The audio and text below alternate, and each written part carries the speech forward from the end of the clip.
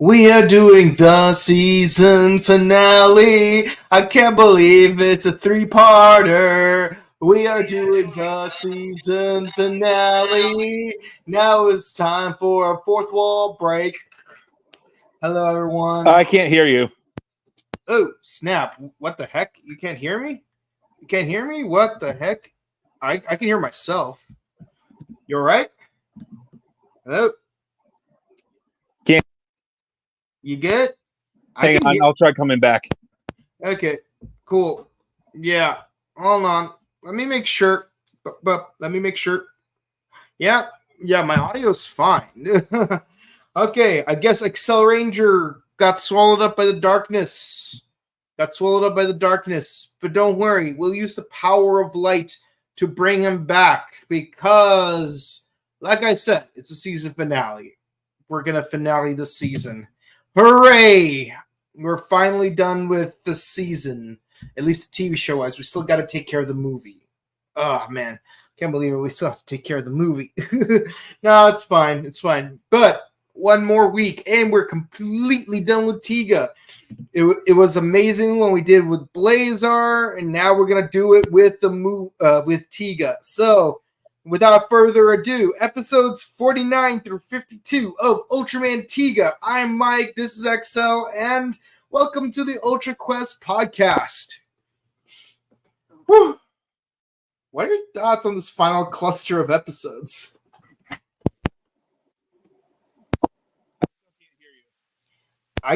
I can hear you barely, but I can barely hear you. Try checking your audio. Because my audio is working fine. Okay, let's try again. What are your thoughts on this episode?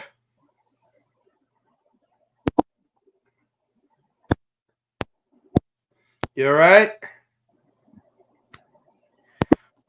Oh man, that darkness is really trying to swallow you up.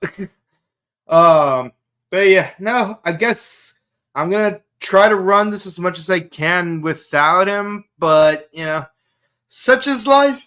The show must go on. All right. So, as I was saying, hold on, let me check my microphone settings. So, just to make sure, yeah, I'm using this. I got the USB, and I can hear it just fine. So, everything's good on my end. Yeah, episode 49. It's a fourth wall break, which raises a lot of questions. The long and short of it is, you got, well, as Yu-Gi-Oh! Bridge would put it, a gay clown who's looking for a blue-eyes white dragon in order to defeat Duelist Kingdom and collect the Egyptian god cards.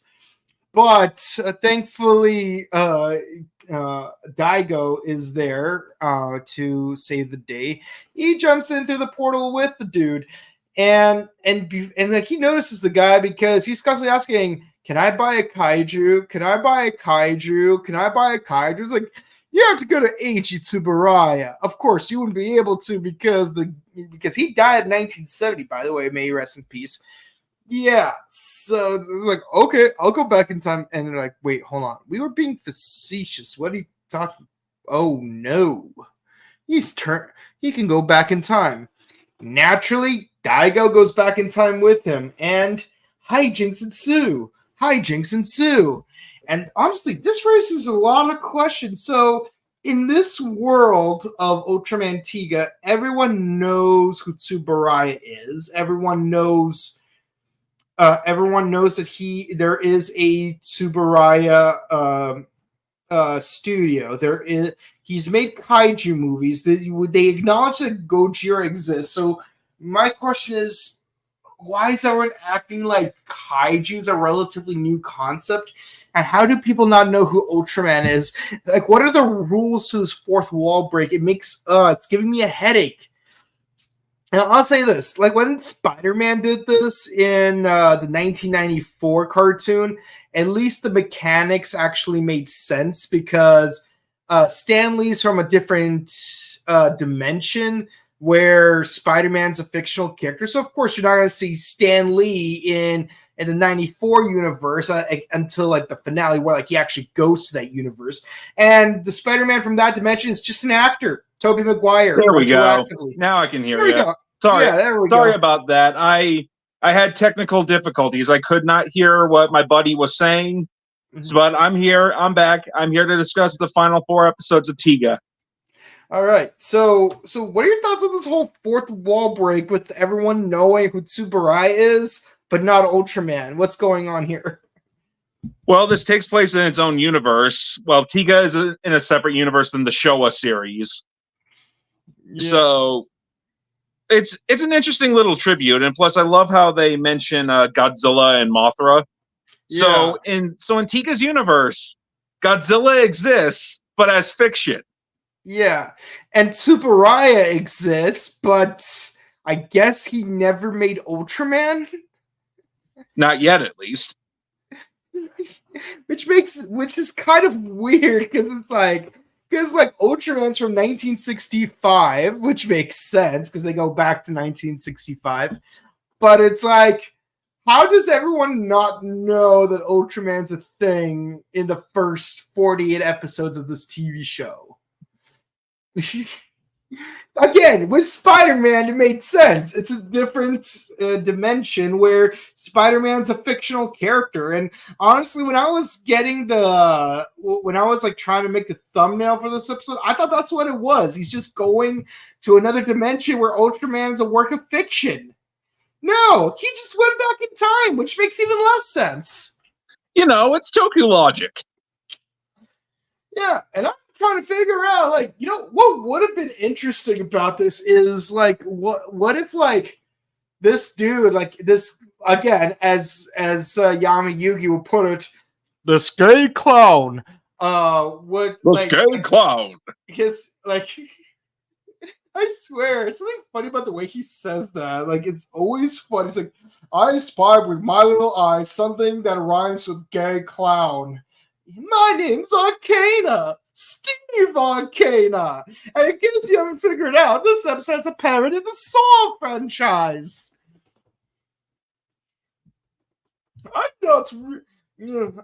Of course I'm Seto Kaiba. At least I'm the dark part within him that you banished in the first episode. That makes even less sense than you being a ghost. It makes more sense in the manga. No, it does not.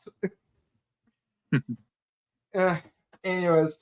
But yeah, so like I would have loved to see like the repercussions to this guy tampering in the past. Like what if like somehow he ends up killing Tsuburaya early and somehow this ripples into Ultraman Tiga not existing. Like that would have been an interesting hook to motivate Daigo to go back in time because it's like because it really does seem like he's going back in time just to go back in time. It's because like if you're just looking for kaiju to collect, just wait a week, you know, like a kaiju will appear eventually. Yeah. It's like why are you in such a hurry that like I have to go back in time and meet Eiji Tsuburaya of all people? Like just wait a week. You're not just gonna get a kaiju. You're gonna get the mother of all kaiju, at least for this year. Yeah. Or if you can time travel, why not travel back a week? To like team up with whatever kaiju was from episode 48. Yeah. Yeah. Or just get a bunch of kaiju to team up together. Because, like, imagine getting, let's see, the kaiju from episodes 20, 28, 31, and 44. Because, you know, well, why not? An Ultra can count. Like, you're going to have to deal with 3 really tough kaiju plus an Ultra. Yeah. Would have been an interesting premise. They didn't go for it. By the way, I just found out that Tiga comes from the word Tiga actually comes from the Malaysian word for 3. So that's yes, that is true. It's Malaysian and Indonesian for 3. Yeah. Representing his three forms. Yeah, that's really cool. I did not know that. It's like having Kamen Rider V3 happen. Voice 3! Yeah. Version 3! Wait, what? Is that what the V stands for? It does in the remake. The remake. Yeah, so Daigo shows up, and yeah, like you got these people struggling to make a kaiju movie, and like the thing is, they always say, "Oh, you need to redo the script. You need to redo the script," but like doesn't give any concrete feedback to say like what specific about this script is lacking. Like that's like no offense to the fictional Eiji Tsuburaya, but like if you're gonna give people feedback, you gotta give people feedback that they could go off on, like something that like helps them learn from the experience. Because if you just make them start over from scratch blind, they're gonna keep making mistakes blind until something lands, and when something does land, you won't be able to concretely figure out why this one thing worked while these 107 other things didn't. Yeah. Yeah. But it turns out Eiji met Ultraman a long time ago. Somehow. Like I don't know if this is like an alternate universe version of the original Ultraman, or if the original Ultraman somehow traveled to Tiga's universe somehow, because they've done the multiverse thing before in the Ultraman Zero movies. Yeah, the thing is, it's like I do like the surreal way that like they do meet each other in the beach. It very much very much reminds me of that episode Doctor Who, The Impossible Astronaut, where we're like, oh, we find this really weird thing in the lake, and somehow this will have a life-altering ripple, for better or for worse. So it would be nice if this was a two-parter to explore that, but just a flashback. And conveniently, like Eiji just happens to talk about it to one of his colleagues, where the gay clown can hear them perfectly enough that like he could summon a kaiju in the lake in face-up position without sacrificing any tribute cards. That's not how the game works. That's against the rules, isn't it? Screw the rules. I have money. Screw the rules. I have a kaiju. Now draw your last pathetic ultra so I can finish this. Tsuburaya's films have no pathetic ultras, but it does have this, the unstoppable Ultraman Ichigo, because I don't know the name of the actual original Ultraman. He's just called Original Ultraman or Shodai Ultraman. See, Shodai. See that makes just call him Ultraman Shodai then. Like, because like I get it. Kamen Rider Ichigo wasn't always called Kamen Rider Ichigo until like I don't know, episode 14 or 43 of Kamen Rider, when either A, they introduce Hayato, or B, they Takashi comes back. So it's like, oh, we need a way to separate these two guys. So Ichigo, Nigo, no Sango, that's an alternate dimension. Yongo, a dimension alternate from even that. But at least like for the original Kamen Rider, like we don't just call him Kamen Rider, we call him Kamen Rider Ichigo. Even with Megazord, it's like Mighty Morphin Megazord. Like, sure, they don't call it that in the show, but at least we have a name distinction. And honestly, This is kind of where the Sentai actually did a better job with naming their mecha, because, calling it Daijujin to separate it from a Battle Fever Robo is definitely a lot easier than saying the Megazord. Yeah. The Megazord. Thunder. Yeah, but we just usually people just call him the original Ultraman, or just Ultraman for short. Yeah. It's still confusing, the Ultraman origin. I don't know. Shodai sounds better. Like again, just like give us a way to separate him verbally from the others. Visually, yeah, I can recognize him, but But yeah, so he uses the Ultra Star in order to conquer the WMAC Ultras. I'm just kidding. He just summons Ultraman, the original, to team up with Tiga. So yeah, not gonna lie, I like that. It kind It's of a great gives me. scene. It's like watching Kamen Rider Ichigo and Kamen Rider Kuga team up. Yeah, it's a great scene. It's cool to see the original Ultraman team up with Tiga. Yeah, even the gay clown got excited because it's like, oh, it's the original Ultraman. How nostalgic! I look forward to adding you to my deck.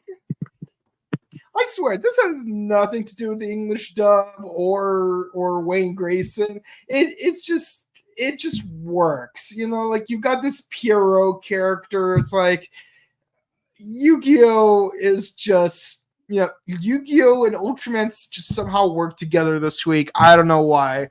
Like I know some of you are thinking, wait, is this more Yu-Gi-Oh Bridge Cross Fox Box? No, it isn't. It isn't. It's just conveniently there for me to exploit. Mhm. And of course, like the two of them work together to defeat the kaiju with their combined Spectra Beam. And, you know, they shake hands right in front of Eiji Tsuburaya, and that's the inspiration they needed to, like, make a finalized script. So it's like, yeah, so Daigo's right there to, like, to snap the board. And it's like, and action.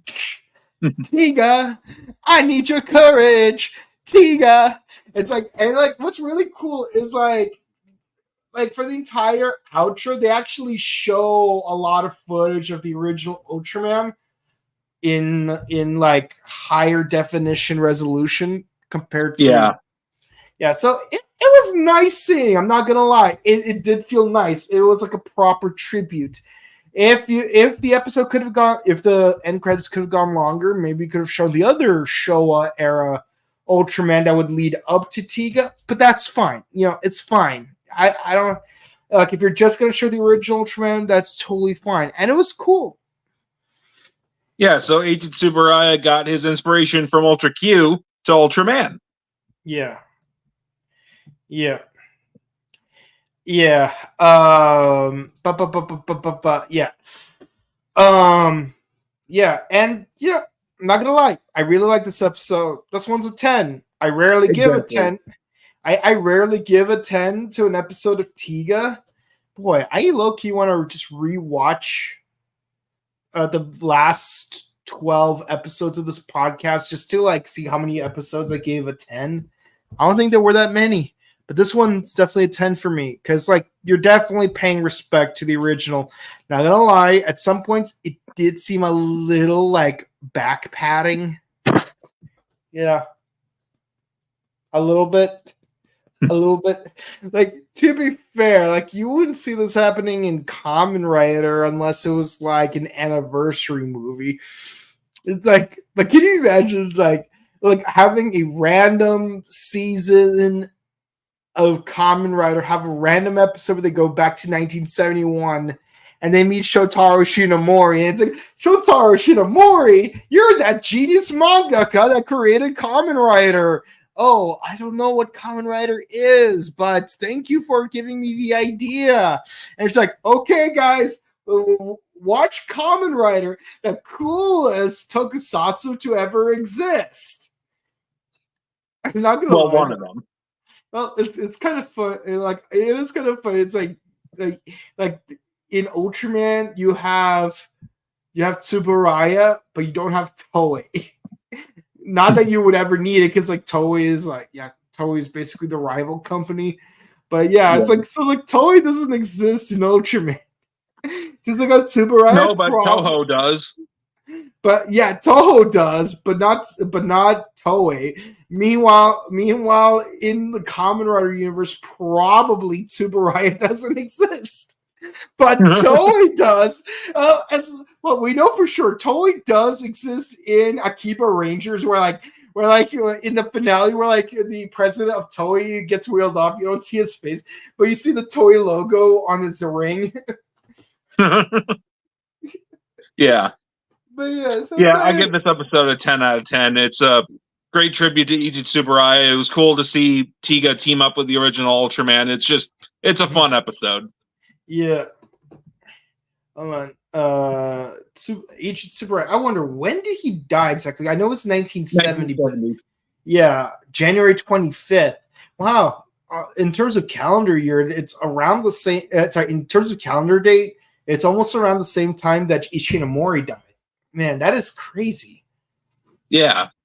Yeah, that's crazy, man. But yeah, no, it's very interesting. But yeah, now I'm just like reminded of that scene from Yu-Gi-Oh! Season 0 where it's like this is called Duel Monsters. It's the greatest game of all time. It's super and it's special and awesome. I wish there was a way to combine those words in order to properly describe it. And it's the only card game endorsed by Satan. So yeah, Yu-Gi-Oh! Bridged. Yeah. So like at some points, that's kind of how it felt. It's like watch Ultraman, the greatest TV show to ever exist. There ain't no TV show as great as Ultraman. So watch Ultraman, kids, and buy our toys. Steal money from your parents if you have to. Just buy the new Tiga thingy, and then the Dyna thingy, and then the Gaia thingy. Mm-hmm. Yeah. But yeah, so here we are, the 3-parter, the finale, the moment we've all been waiting for. All right, Yugi, check it out. It's Jaden from GX. Okay, I'm done. Man, I wonder how, man, okay, guys, don't drink, but if you did, do it for every time we make a Yu-Gi-Oh! Reference in Ultraman Tiga podcast. No, seriously though, don't do it because that would be very irresponsible and I can't have that on my conscience, so please don't. But yeah, no, it's the finale and it's a 3-parter. I can't believe it. We waited so long. We've only ever had like 2 multi-parters so far. And we finally got a 3rd. But this one is a 3-parter. Jeez. Talk about giving a dog a bone. Mm-hmm. All right. So basically, Daigo's having bad dreams about the world being destroyed. And even the hologram lady warns the commander about an incoming darkness to destroy the people of light. And of course, Rena's dreaming about lipstick. Again.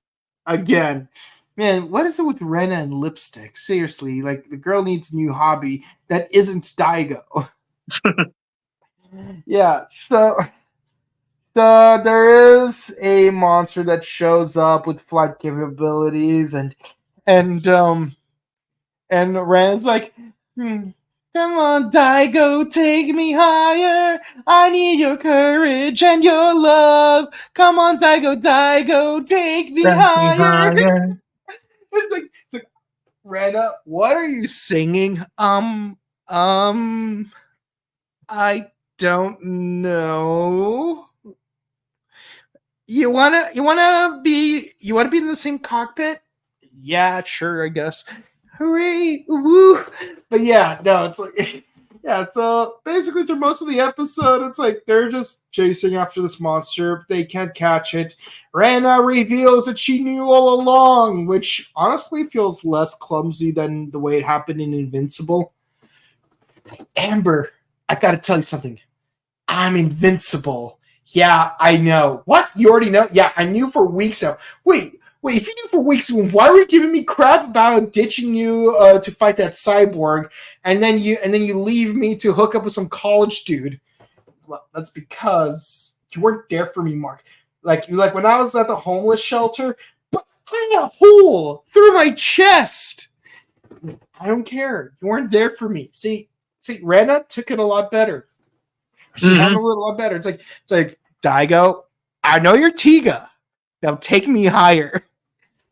And they actually play Take Me Higher. He literally does. He turns into Ultraman, grabs a jet, and propels her higher. So it turns out, this theme song was just the summary of episode 50. and nothing Yep. else. That's all. That's what it was all about. Like everything in the first 49 episodes, that's just a prequel to the actual story. The actual story is Retta being carried into space by Ultraman. That's the story. Once Upon a Time, the end. There we go. That's the whole Once upon a season. time, the end. Bye, guys. Once Upon a Time, the end. Man, I love the. I don't know what's funnier when Homer Simpson does it or when Mandy from Billy and Mandy does it. Once upon a time, the end. Okay, I'll start over. Or the Mandy version. Once upon a time, the end. Throws in the fire. Yep. Yeah. Oh man. Okay. So yeah, that's what it is. Ultraman takes her higher. They fight the monster. He goes into speed form. Then he goes. Okay, fine. Okay, since I used the English name, one last time for the kiddos. Omni. Power. Speed. It's Sky type. So yeah, he is a Sky type to like land the plane and then fights the kaiju off in his power form. And then we have this beautiful scene in the meadow where he just looks at her. And he looks at her. And she looked at him. And he looked at her. And she looked at him. And he looked at her. And she looked at him. He said, "Wait a minute. I forgot my wallet." No, I'm just kidding. Like it's yeah. So they hug it out. It looks like they're about to make out. But before they can have that Ash and Serena moment from Pokemon XYZ, I just realized that could have been a really bad innuendo. Anyways, so they get a call. Guys, I don't want to block you, but you have to go back to base. Why? Because the kaiju just got to Tokyo, but we just killed it. No, I mean, it got to Tokyo. There's a bunch of them. And there's one in San Francisco, Empire State Building, and for some reason also in what's it called, near the Statue of Liberty. And did I mention there's one in Alaska? Why is there one in Alaska? I don't know. Just take care of it. Fine. Guess we're gonna have to have that moment later. Let's hope no one dies.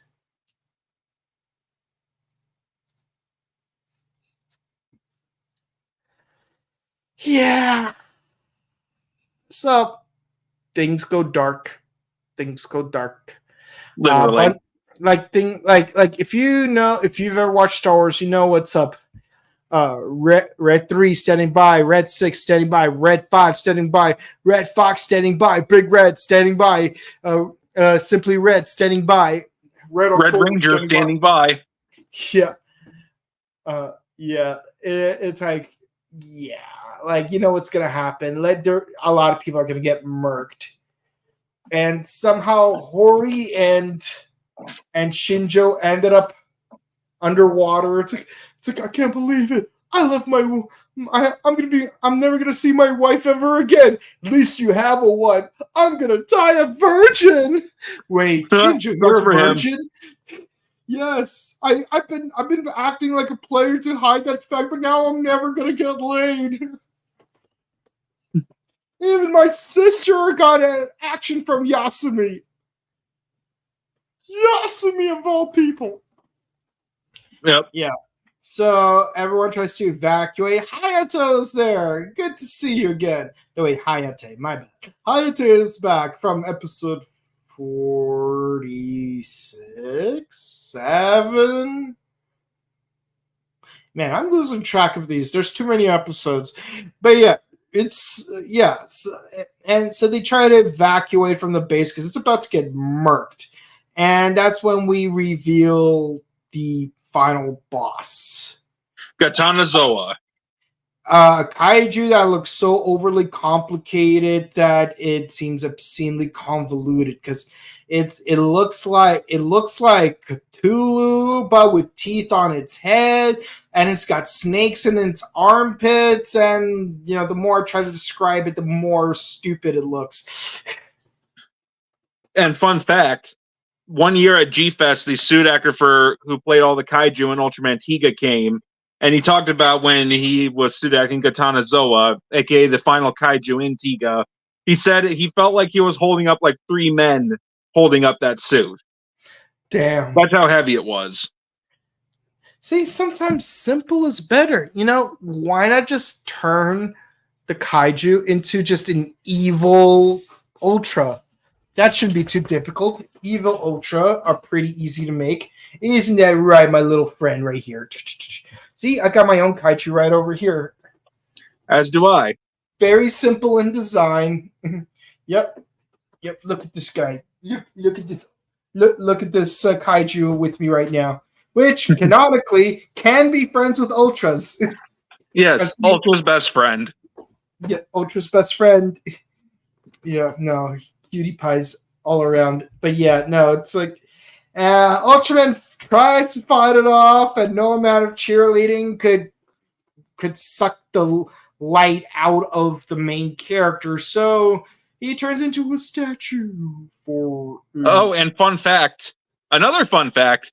When this episode aired in China, a lot of Chinese kids cried because they saw Tiga lose.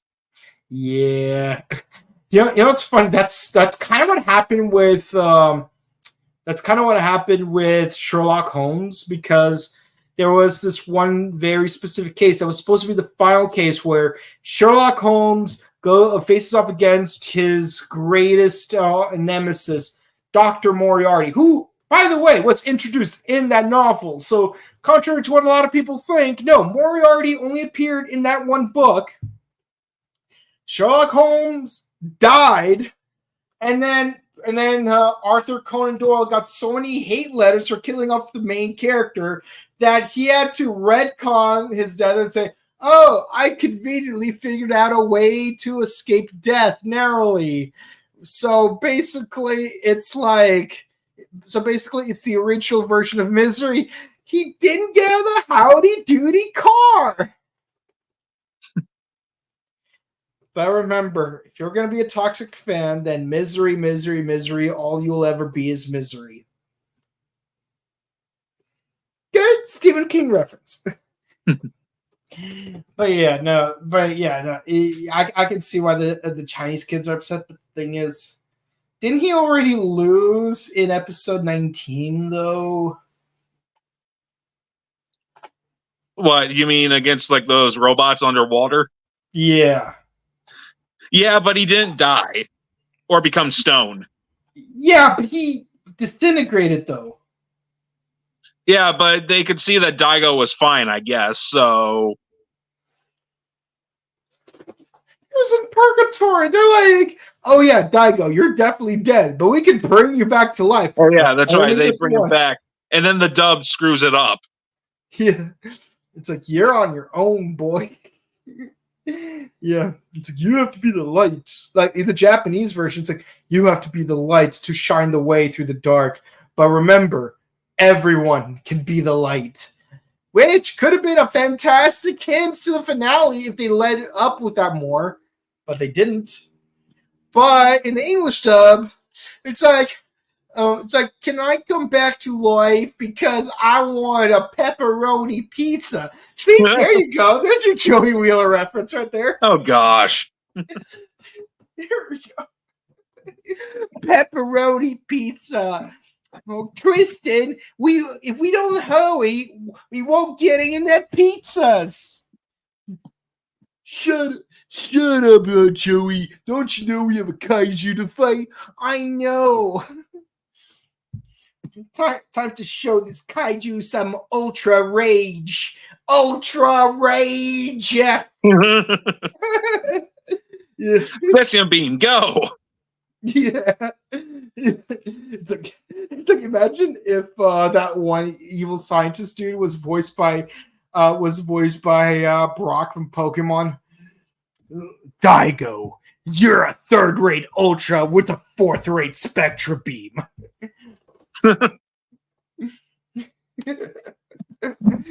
Oh man. See, like, so much material we could be using for this, and like we can't even like access it because we are missing 32. No, we are missing 28 episodes of Dub Gold. It's like, yeah, the dub is cringe, but it's hilarious. Now I'm obsessed with it. Now I want more of it. I hate you, Fortunes. Look what you've done to me. You're making me obsessed with wanting to watch you, and I hate you. Hey, it could be worse. At least it's not fighting food-ons. Yeah, it's not fighting food-ons. Thank God. It's like I can't even like. Look, man, like Kirby was good. I'll admit to it. Kirby was good. Shaman King was good. Ninja Turtles was good. But come on, you're really gonna use Orpheus in Underworld? It's something incredible. These monsters once were edible, so everybody take a look at these fighting creatures so you could cook. Oh man. Man, can you imagine if Kirby had Les Touridos? It's like Kirby's a pink blob from outer space. Anything you throw, he will return back at ya. King gosh. DDD won't win. This is not a God rip off help of FNAF. Yeah. So yeah, but yeah, Daigo's. So he turns back to stone, and then Yeah. so people are like, okay, we're royally screwed. We've got this giant tentacle kaiju out there, snail thing.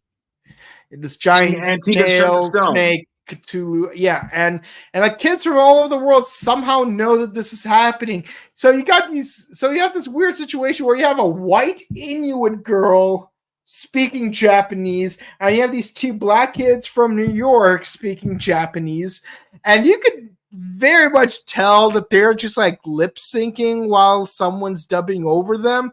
In which case, why not just let them speak English and then just like add subtitles? Because like even Kamen Rider did this. It's like with that episode of Genki Ranger, it's like, I hate Christmas. It's like You hate Christmas, too? It's like at the bottom you have the subtitles that say I hate Christmas, and then Ken Hisa, it's like, oh yeah, no, I totally understand English. No, he loves Christmas, but he can't celebrate because his parents are poor. Because his dad is from North Korea. Which, by the way, that part is actually true. That one white kid from that episode of Genki Ranger, his dad is from North Korea. Interesting. It's like, I'm in Japan. He's like, hello, I'm like with a very American accent. He's like, hello, I'm visiting Japan. I'm on business from North Korea. Thank you for taking care of my son. I'm like, what? And of course, you got the classic scene from Kamen Rider Double, the movie, A to Z Memories of Fate. Kamen Rider. The dude just has the one line in English. And then the entire airplane, the helicopter explodes. It's hilarious. So he's like, Kamen Rider.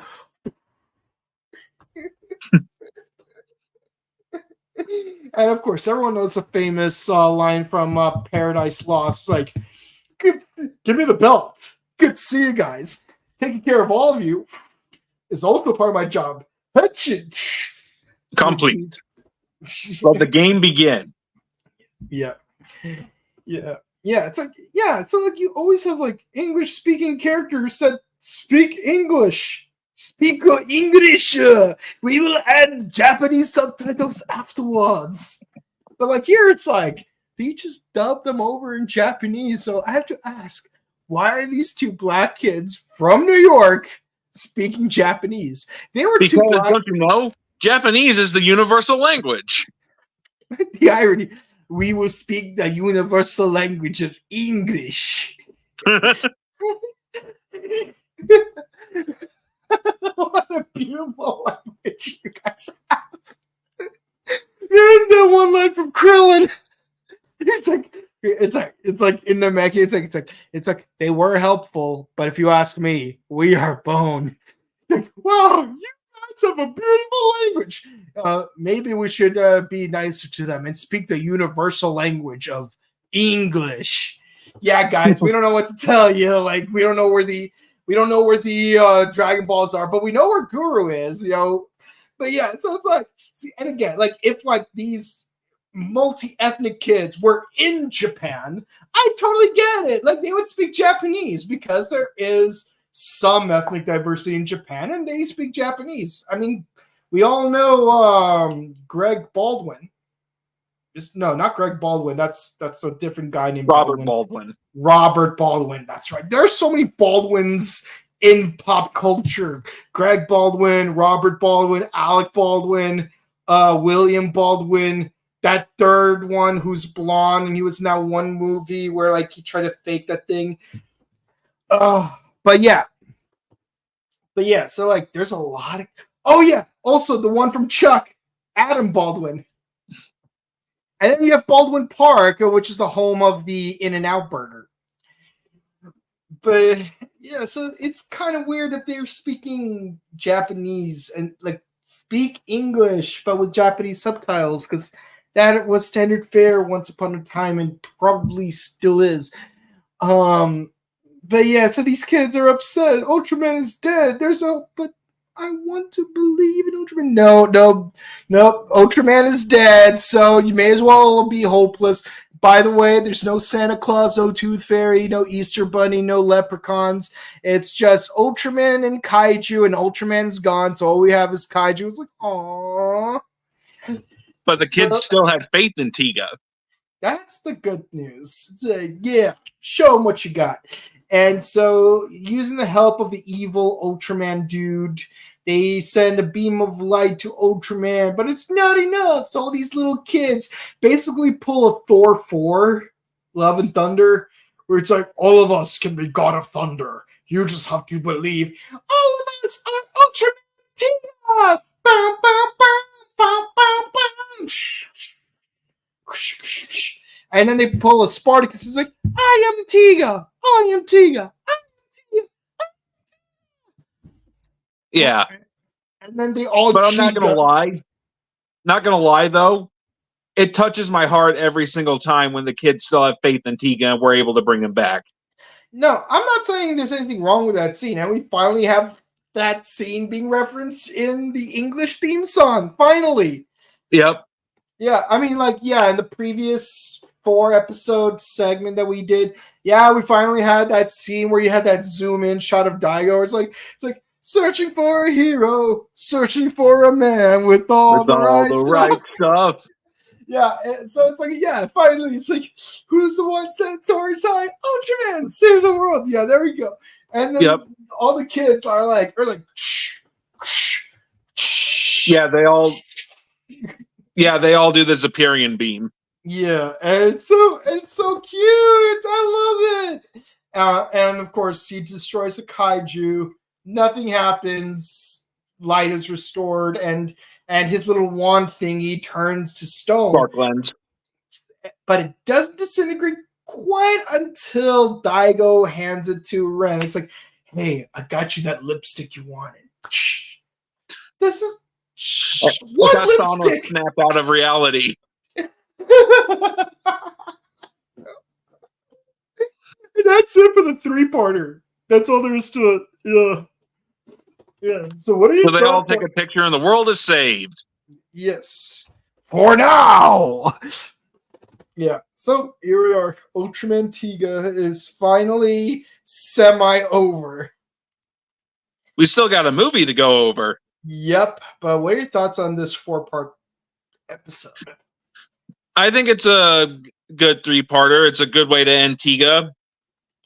I give it a 10 out of 10. Just great episode. Like I said, it touches my heart every time. I think it's a great finale. Yeah. Yeah, for me, like, the only thing that really bothered me is, like, how did, like, Rena already know that he's Tiga and not say a word about it?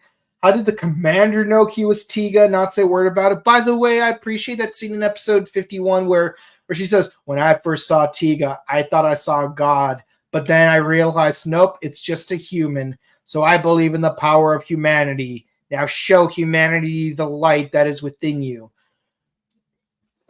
Nice speech, not gonna lie, but again, why are you keeping the secret from Daigo that you know his secret? It's like you may as well loop yourself in. I mean, what's he gonna do? Use a spark lens to erase your memories? It's like yeah. See, here's the thing. I'm Ultraman, so yeah, okay. The spark lens works as a neuralizer. Yeah. I mean, it's made of light. It has a flash of light in it, so it works. yeah. But what's crazy is that meanwhile, Yasumi and the rest of the gang don't know that he's Tiga. At least not until Reina goes, Daigo! Yeah. So wait, Daigo was Tiga? What? I did not see this coming. I mean, sure, I never seen. Time I thought it was Hori.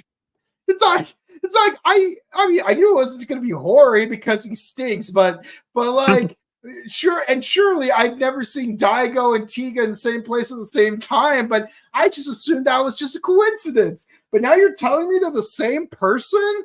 No, this is blasphemous. My whole worldview has just gone astray. What? Oh man, what is going on here?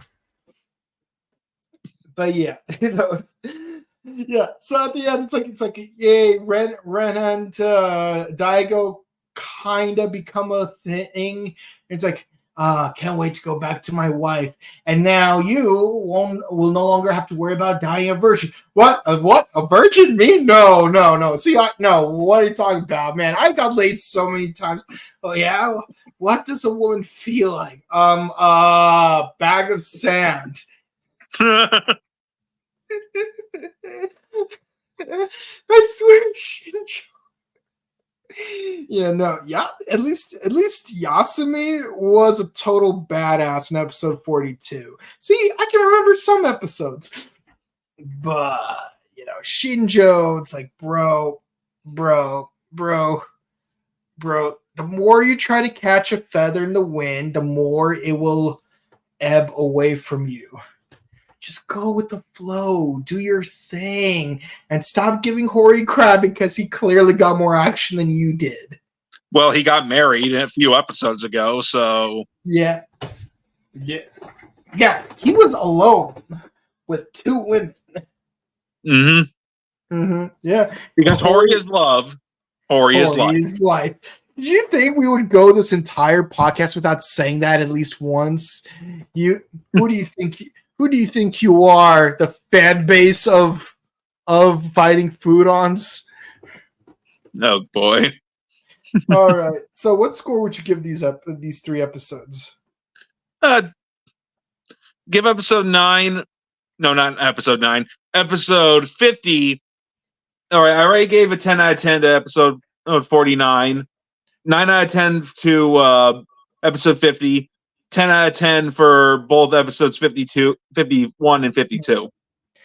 Yeah, I would say 9 for 40. 9 for 50, 8 for 51, and 10 for 52. Because things finally conglomerate and like we finally see the ending. It's just like that middle section is just a whole lot of we're just not doing anything. We're just waiting for the worst to happen. But hey, at least you and I personally got some laughs out of it. So yeah, it is what it is. So let us know in the comments what you guys thought about these episodes. Done with Tiga. Yay! Yeah, almost. Just one more movie. Yeah, just like Community, we got our 6 seasons. Now we just need the movie. Yeah, and do a more recent Ultraman next. Well, I don't know. Like, can we find Ultraman next? Because I thought that's a Blu-ray exclusive. No, I'm just kidding. No. Our next Ultraman series, we had like a serious shonen style fight to decide who would be the next Ultraman we discuss. Like, we blew up 7 planets before we finally came to the conclusion, and our conclusion is we're going to be discussing Ultraman Rube, or RB for those of you who are less in the loop, apparently. Yeah, Ultraman Rube, which is the Ultraman Root Beer? Yeah, Roast beef? The final season of Ultraman in the Heisei era. And thankfully, it will only be it's only 25 episodes in the movie. So, with some luck, we're going to be able to cover all of it just in time for Ultraman Arc, which we're going to cover starting July 8th. Because July 6th is when the episode first airs. July 8th will be the Monday following that. So, yeah. So between next week and the 8th, we're going to be covering Ultraman. Yeah, sibling powers. If you really think about it, it's kind of like the opposite of Kamen Rider W. Yeah. You got 2 Ultraman for the price of 1. It's better than Tiga being the 3 for the price of 1, or 1 for the price of 3. Actually, yeah, it is 1 for the price of 3 because those 2 other Ultraman in the first episode died. Yeah. Yep. So it is 1 for the price of 3. Well, that's it, guys. That's it for our podcast for today. If you enjoyed made it all the way through Tiga, we just 1 movie away, and we're done with Tiga. We did it. Our 2nd season for the record books. If you enjoyed watching, please be sure to comment, like, and subscribe to us on YouTube, Facebook, Twitter, Instagram. Ding the bell icon to stay notified for our latest videos, and share our videos to your friends, family, and anyone else that might be interested, because it helps us out with the algorithm. We do Ultraman on Mondays. Next week will be the last one for Tiga. Following Monday will be Rube. Then Wednesdays, Kamen Rider Gotchard. Thursdays, Bakuragi Sentai Boom Boomger. And then finally on Sundays, we are doing Kamen Rider Kiva. We only have 12 episodes left to cover. So, yeah, 12 episodes left to cover. So, we're almost done with Kiva. We're almost done with Kiva as well. And then when we're done with that, we'll let you know the next Kamen Rider we'll be doing after that. Also, check out our sister channel, The Buttery Show, where we do movie reviews, video game news, etc. This month, starting tomorrow, in honor of the 20th anniversary of its 2nd installment, we're going to cover the entire Shrek tetralogy. That's right. Shrek 1, 2, 3, and Forever After. All right here on, well, not here, but over there on The Buttery Show. And if you want to check out our personal content, you can check me out at youtube.com/AxelRanger. Vroom, vroom, vroom, vroom. And you can find me. And you can find me on Instagram at Bogan_Kabuto and on Twitch at twitch.tv/BoganKabuto. With all that said, guys, hope you guys enjoyed your May the 4th, su Cinco de Mayo. And if you hope you guys had a great Monday, and may you have an excellent rest of your week. We'll see you guys on Wednesday. Have a good one. See ya. See ya.